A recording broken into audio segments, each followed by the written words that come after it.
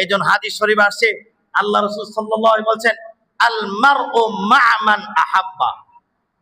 আল মারউ, যে যাকে মহব্বত করে, যে যাকে ভালোবাসে, তার ঠিকানা তার সাথে হবে।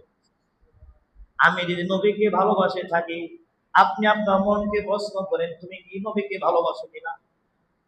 আপনার মনকে প্রশ্ন করেন, তুমি কি সাহাবে কেরামকে ভালোবাসো কিনা? আপনার মনকে প্রশ্ন করেন, তুমি কি তাবিনদেরকে ভালোবাসো কিনা? আপনার মনকে প্রশ্ন করেন, তুমি কি আইএমএ মুজতাহিদদেরকে ভালোবাসো কিনা? আপনার মনকে প্রশ্ন করেন, তুমি কি উলামায়ে কেরামকে ভালোবাসো কিনা? আপনার মনকে প্রশ্ন করেন, তুমি কি মসজিদকে ভালোবাসো কিনা?